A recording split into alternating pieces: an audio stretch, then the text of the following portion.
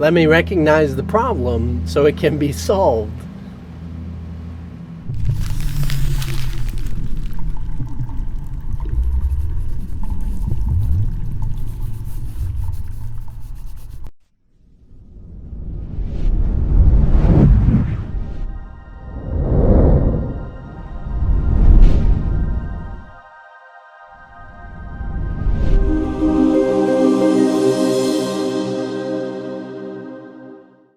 Depending on how you digest this concept, you can actually see that it works in several different ways, and it fits in right wherever you want to make sense out of it. So if you're looking at this course in a psychological fashion, yes, this makes absolute sense in the sense of wanting to find happiness. If you want to find happiness or peace, you got to recognize that the problem of happiness and peace is in your noggin, in your mind.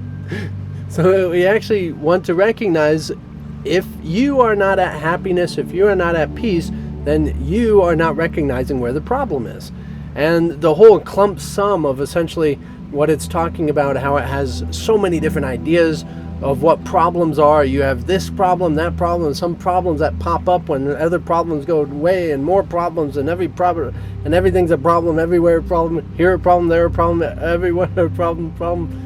Old MacDonald had a problem. Okay. But in the recognition of what psychologically where the problem is the fact that you find all of these problems differently, that you can't find the solution. So of course different problems call for different physical action solutions. Yes, just like a screw and a nail do not do the same thing. You need different tools for different problems. You can't hammer a house together with a tape measure, right?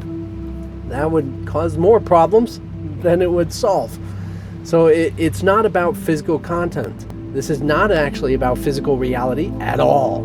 It's kind of interesting. But we make our problems about physicality, don't we? We say this is a problem, they said that is a problem, and this happened, here is a problem, everything's a problem, here are the problems. Not again, that's a big problem. Okay. I think I have an addiction.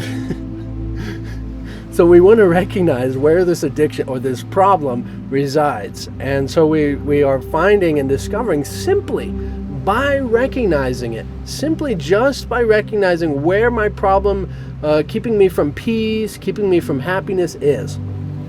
If we just simply recognize where that is and what it's referring to, then we can start to discover the solution. And it gets into the next lesson, which it goes hand in hand with this one. So let me recognize the problem so it can be solved is the fact that the problem is not in the world. The problem is that I don't know who I am. The problem is I don't know who has the authority here, what has the power, where all of this stuff came from, right? I don't recognize where these problems are coming from. I don't recognize where these problems are coming from. Is that a good enough hint? I don't recognize where these manifestations are coming from, right? So of course, in the whole sense, I take it much deeper than just psychological and going into the actuality of creating a reality, and that you create your reality. And we actually really want to grasp this because all problems in your day-to-day, everything in your existence, it's because you're not in tune with who you are. And that's perfectly acceptable, but if we do want to find solutions, if we do want to have this state of peace, we do need to recognize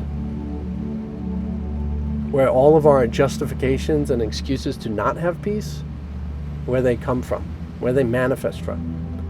Responsibility is a big part.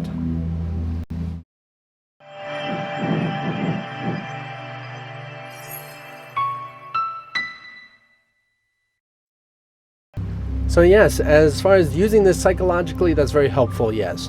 Please, if you want peace and happiness, yes, that's the way to do it.